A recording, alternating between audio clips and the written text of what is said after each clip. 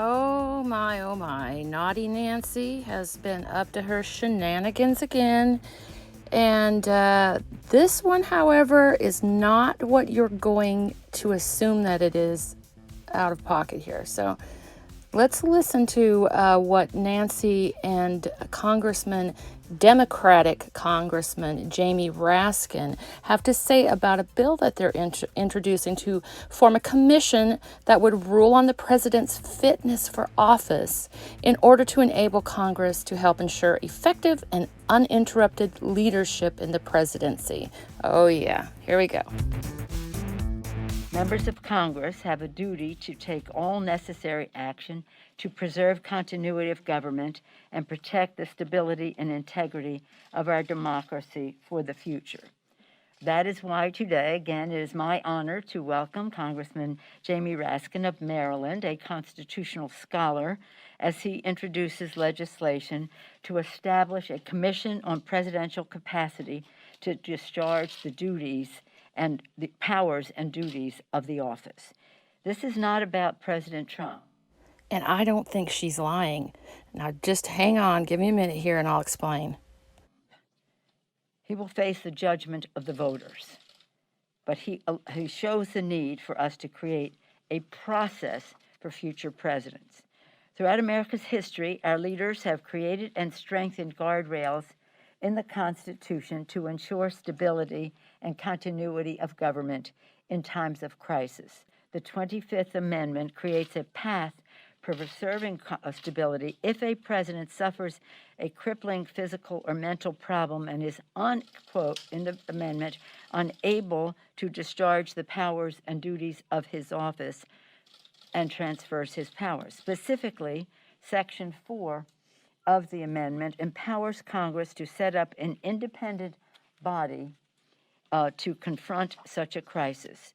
Congress has a constitutional duty to lay out the process by which a president's incapacity and the president of any party is determined. This bill honors the duty by creating a standing commission of top former executive officials and medical experts selected in a bipartisan, bicameral way. A president's fitness for office must be determined by science and facts. This legislation applies to future presidents, but we are reminded of the necessity of action by the health of the current president. So if they could use this against President Trump, they certainly would, but this is not what it's about. What this is about is laying the groundwork to have Joe Biden declared incompetent and Kamala Harris to rise to the President of the United States. Have no doubt about it. That's what this is about.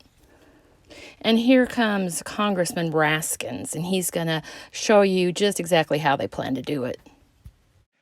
In times of chaos, we must hold fast to our Constitution. The 25th Amendment is all about the stability of the presidency and the continuity of the office. The 25th Amendment is designed to guarantee the continuing peaceful transfer of power in our country. The principal authors of the amendment, like Senators Birch Bayh and Robert F. Kennedy and Congressman Emanuel Seller from New York, wanted to resolve basic questions about stability, continuity, and succession in the office of the presidency. So Section 1 established that if the presidency is vacant, the vice president becomes the president. And believe it or not, that was ambiguous at the time. Section 2 establishes that if the vice presidency is vacant, the president nominates a vice president, and by concurrent majority vote of the House and Senate, that nominee becomes the vice president. Section 3 established a process for the temporary transfer of power by a president who is incapacitated by transmitting to the president pro tem of the Senate and to the Speaker of the House a statement establishing a temporary disability. And this has happened multiple times with various presidents, including President Reagan, who transferred powers to Vice President Bush when he underwent colorectal surgery.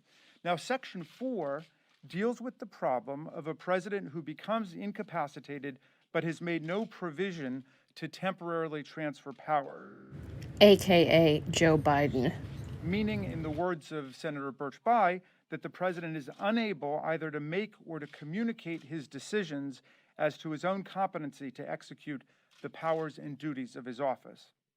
In that case, the vice president and a majority of the cabinet, or the vice president and such other body that may be established by Congress, or the vice president and such other body that may be established by Congress may determine that there is a presidential incapacity and notify the president pro tem and the Speaker of the House of that inability to conduct the powers and duties of office.